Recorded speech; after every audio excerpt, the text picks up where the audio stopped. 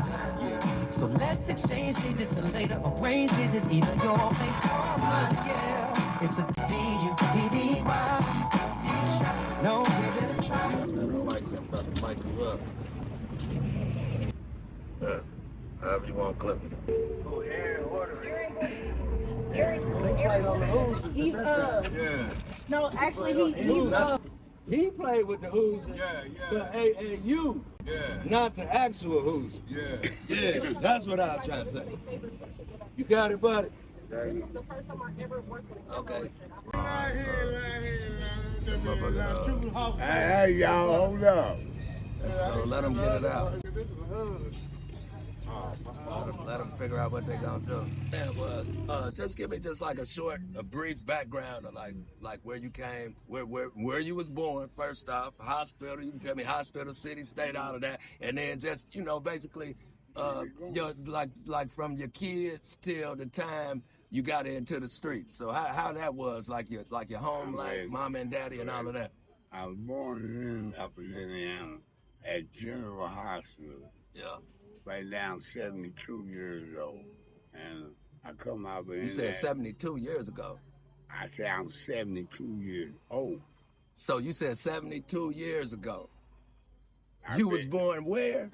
At General Hospital, a.k.a. Wilson, a.k.a. Eskenazi. Shout out. I'll say. Shout out, County Hospital. Okay. I feel Indiana Avenue, every street over there. Yeah. And I did my thing. But you know what? I'm proud I'm still alive. Yeah. No, let's not jump that far ahead. Let's not jump that far ahead yet. Okay. How was your home life when you was growing up? Like as far as like moms and pops, was you just with your moms? Was you with your grandma? Like me personally, I was with my mama very little. I was with my grandmama most of the time. Amen. That's why I'm saying like with in our community, our culture, you never really know who raised you. Like my auntie could have raised. My grandma actually did it, but I know some of my guys they was with their auntie. Okay. So very few people was just with their mom and daddy. So what was that construct like in the house? I was with my mom, and my grandma was there too. Right. And it was lovely. And we did what we did. Where was this at? Was this out west? It was out west on California Street. California. Okay. I come out of HAUGHVILLE. Shout out California Street. That's over out for Martin Luther King. Yeah. And I think I had a wonderful life. My mom was a single mom. She done it all, And I started like that. I went to school for bound and 5 and all that. But I think myself and my mama, because she was a single parent, she did wonderful. And now I can jump to the conclusion.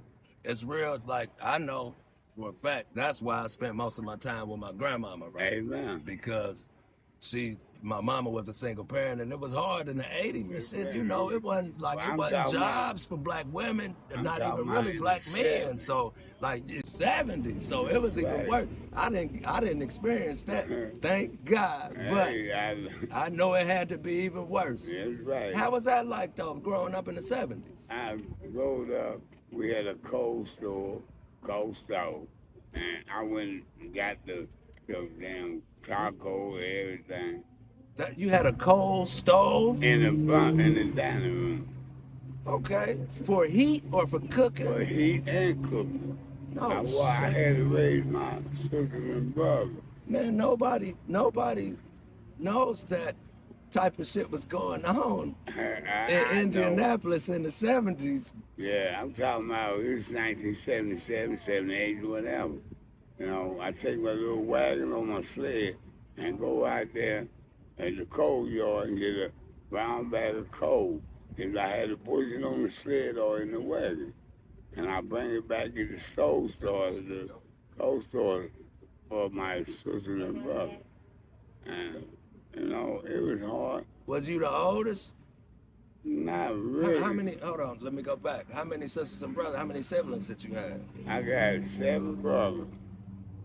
All right, y'all say this, if they ain't got You said 7 brothers. Yeah, if you ain't got the same father, I don't play that. My mama is their mama. Okay. And, you know, when I raised So up, these is full mama, same daddy. now same mama, Different daddy. Yeah, that's my people. Yeah. I feel And like I you love feel. that, cause Come we on. all that have the shit. Ain't no have. You came out of that woman womb. You my brother and sister. If you came out that man's sperm sucking, it's for sure, Yeah, you my brother. he left. You my brother and sister. Yeah, that's how I feel too. I'm with you on that one. But on the real thing, I thank Jesus for I've been here. I shopped in a rooming house, Miss Goodwill. She lived on California Mission. What, like, how old was you at this point? I was like 8 years old. That's where we go get our school clothes Okay. at her house. And, you know, we go back to school and I do room sell or Goodwill stuff. But the best thing I want to say, I came out of, I was born, like I said, at the age of 14, the Indiana Avenue, my mama always bought me a coat on Yeah. my birthday. Yeah. And I come out, a guy that took my coat one day. Hold on. Now you jumping ahead of me. Okay, now that's cool. So you said your mama did what she could. You said your mama and your grandmama lived there. Your pops, he was kind of moving around a little bit, basically. My pop was just there. He wasn't nowhere around. My mama was mama. He didn't really have no influence on you. It was basically your mama and your grandma. That's right. Okay, so like what? Okay, so like at what point did you jump off the porch per se? When did you get into the streets, or what made you do it? Because it seems like that's what you was about to take me into. What made you jump off the porch? I'm gonna take in this, my friend, that my uncle and my brother, they were shooting dope. They were shooting dope. And all of a sudden, I'm 14, 15 years old. I stuck a needle in my arm. My habit was $450 a day. I gotta have it when I go to sleep and wake up. And I learned a lot. You said at 14, 15 years old. I shot dope when I was 14 years old. You said your habit was how much, man? $450. And what year was this? 1976. That's almost impossible. I mean, like, to come up with that much money per day, like, that's what I'm saying. So you jumped off the porch and you had to go full throttle with it. I did. So what? Hold on. Okay, let me go back, because I think we're missing a part of the story. You didn't just start. You basically you was involved in a little bit of street shit before you actually. Right. Before you hit the spike, right? Right. Okay, so what kind of stuff was you involved in when you first came off the porch? Like when you, when mama needed you to be in, when the street lights came on and you said, forget that, I'm gonna continue to do what I'm doing. What age was that? Robbing the Bradley store, robbing my brother. Robbery. Got away with it. Yeah. And, you know. But so you was already by the time you got to doing crime, you was already getting high. Yeah. So you was getting high. How was you coming up with the money? To get my medicine, which is how. So let's go back. I think we're getting confused here, buddy. We're getting confused. Okay. So you jumped off the porch at probably like what age you saying? About 14. Okay. And you saying about that same time is when you start getting high. Yeah. Okay, so what was you doing at that time to support that habit? You got to do something, because ain't nobody just giving you $250. I basically stole from my auntie, my mama. The bar button was a lot. I stole from them too. When I stuck that bike in my arm, I feel it good. And I was down about 15, 16. So I didn't care no more. I didn't want that, you know what I mean? And next thing I know, I was out there. That's what it was. I was shooting heaven. I got paid with shooting bitches in their neck, their titties, everywhere. Okay. Now we going farther. We going way farther because at some point, what You know, like the whole point in this, you used to be rich, nigga. out now I'm getting it. Yes, I'm trying to figure out like from that, like where was the transition to where you was like, I need money. I'm tired of getting high. Cause I know that's what happens. I've been there. yeah. You know what I'm saying? Like I'm tired of getting high. I would say I was rich, but I say I was when I sold myself. I said, shit, what you gonna do now? I'm setting up every ounces of heroin, real heroin. I got season blue, pollutant, gelato. That's what really got me back on, back right. The government shit. Yeah, The government shit is what really put you back on the that's map. right. I was using the government to get my shit, and I hooked up with a pharmacy, and I lied to her. She was bringing out them gelatos. That's where you was getting. That's how you was getting it for real Yeah, back I then. was. And then I just started blowing up. I started paying attention to myself down, but I still kept putting that spike in my arm. And then I just made myself, hey, I got I got somebody that put a pistol in my mouth saying, you don't give me the ounces back, I'm gonna kill you. And I told that person, you might go kill me. Yeah. And I started paying attention to my uncles and they wasn't shit. I said, let them go get set up, but they said rob there. Okay. So we gonna get past the robbers. I don't want to do a whole lot of negativity. Oh, Let's get yes, to sir. some money getting. Let's get to some money getting. Yeah. Okay. When and where and how did you end up selling all that damn marijuana, man? If this was today, you would be called a motherfucking business. That's right. In 1981, 82, 83, Uh-huh. I met a white man down in North Carolina. Uh-huh. I started out with Columbus. He gave me like 7 pounds and I started out there and then How much back then? How much was a pound going for in Indiana? about 350. 350. And a quarter I might give that to you was 67. So when I started Back then, it was like 3-finger lids that's a and that lid, type of right, shit. that's a Yeah, lid. yeah. And I started coming back with like 8 pounds, 9 pounds, Yeah. and I started bucking it up, you know. And and then I started buying 20 pounds, 60 pounds, and older. Yeah. It wouldn't fail. Yeah. I head out, may go Chicago, Gary, Yeah. and the pound back then was bam. It was, Okay, so to the point, at what point in this whole situation was you like? I know, like from stories I heard, like I've heard plenty of stories, to the point where you was that guy, yeah, I was. where you had that reef. Didn't nobody see you, but they knew you. Yeah. I Yeah. met a guy, I won't call his name, he did out, and he said, slow down. He gave me like 100 pounds. Yeah. And I started listening to him. And then I started flipping. And then I said, damn. I started selling mine cheaper than what the next fucking sold there for.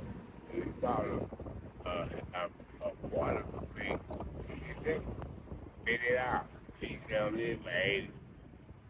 And I just started moving on up, partner. Yeah, I remember back then. I was around during the era of the manila envelopes. Yeah. But I was 6 though. Yeah. I seen them. Yeah. But I was 6. I just seen them. Yeah. I stole some weed from my mama at like Yeah. I think I In the needed it for envelope. my ADHD any motherfucking way. Yeah. I'ma be honest, man. So, like at the peak of your shit, like how many pounds was you? Like how many pounds? How much money? How much pounds? How much money? What I'll was the flip real? 100 pounds a week. Maybe How many? 100 pounds in 4 days. What was the re-up? What was the money for the re-up? What was it? Motherfucker just I didn't pay the dope man I owed. I kept his money. You just kept on, yeah. And I kept it. Yeah. But Okay, really, I know how that works. We ain't even gonna Yeah. get into the specifics of all of that. But I got popped. okay, yeah. And I said, nah, I gotta fuck with this shit. I got popped and they killed me. He told me to get my shit together. And you don't owe me nothing. I guess now you put a bullet in my head. So he said, how many pounds you want? That's when I met a guy, a man I know. He gave me another 100 pounds. And I was saying it was cologne, Red Bull, sesame. And then I started. Don't use no names. I said the Red Bull sesame. I ain't using it. Oh, okay. I know. And I just You started just talking about that was the type of weed it was back then. Yes, that's right. I didn't know y'all had names way back then. Well, I remember we- Sesamilia. I remember Sesamilia. Yeah. I remember Buddha motherfucker around here shooting somewhere. Fuck them. They need to get the fuck away from me. though. That's why I told Yeah, the other day. yeah, And then I started, when I didn't even have no weed, I go out there on the farm and pick this weed. Yeah, I want to do these interviews on the trenches, but these niggas be out here busting and shit. But it's all good. Yeah. Back to what we was talking about, though. I didn't know y'all niggas had names, but at the same time, I did. Because I do remember Sesamilia, I do remember Red Bud, I do remember Buddha, shit like that. But I didn't know y'all, I thought that was just what y'all called all the weed. No, weed. Yeah, that wasn't what it was. Y'all knew what it was. I go out there and I pick some ditch weed out there in the country. And it was weed, spray it with some rum or whatever, and come back in and sell it. So y'all take weed and y'all cut the weed back there, put liquor on it, cut it, all kind Yeah, of shit. yeah. We put liquor People on, don't know that. but they came and bought it. So, I'm sure they bought it, but they don't know that. This is history. This is what I'm saying. Okay, so when you was getting it in, and I know you got everybody around. I know you. Like that's the thing about this interview. I'm asking you questions that I already know the answer to, but it's cool because I want everybody else to know the answer to them too. This is for the people. This is your story. So after you took care of everybody around you, which I know you did, like what was that first? What was that first big purchase you made? What was that purchase that you made? It was like, nigga, I got this money now, nigga. I'm about to go buy this. What you go get? I bought 2 cars. I bought a house and lost the house the same day. What? Goddamn, I don't know how that happened, but what kind of cars was it? Mark, Fleetwood. You bought a Fleetwood Cadillac, Yeah. and what else? And 3 or 4 of them. Deuce of the 4. I'm talking about that first purchase. Beyond, I know you bought a The lot of house, shit the along house the was line. made the thing. I know along the line, a lot of shit got bought and a lot of shit got lost. Yeah. That's the name of the game. But the But I'm house saying was that the best very thing. first thing, when you pulled out that bankroll and you was like, nigga, I'm about to just drop on this. What was it? I was a house. I pulled out the bankroll and bought a house for me and my lady. Yeah.